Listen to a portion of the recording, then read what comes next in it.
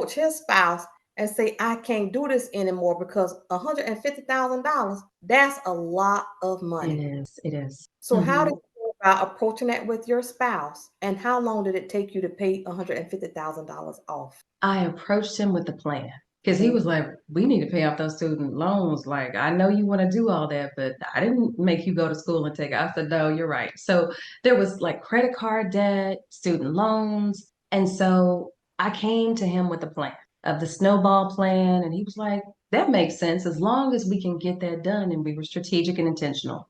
And so it literally took about 2.5, 3 years to pay off 150 is what we did. And Just so, very, very aggressive. right. But and then you know what that takes? Perseverance and Hmm. patience. And if you Yeah. don't make it in your mind that you're going to sacrifice for these 2 to 3 years, you're not Hmm. going to last. You won't be able to pay off your debt Yep. because you can get in debt in a few seconds. Yes. It sure take more than a few seconds to get out of it. Yes, that is so true. He created a budget. So when I told him about the plan, he's like, okay, because he's a more of an analytical guy. So he Yeah. said, let's come up with a family budget. And it was like, let's go. So we stuck with that. We gave each other an allowance, and that's all we stuck with. You couldn't spend any more than that.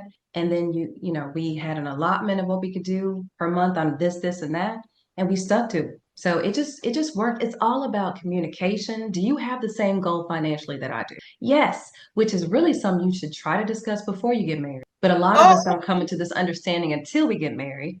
But if yep. you can get your spouse and say, I want to be financially free. I want to give our children something, not just, starting from scratch every generation. It just, Mhm. for what? So getting on the same page, communicating, and coming up with a plan, not just doing stuff and things. That's what I said. That really helped. Yeah.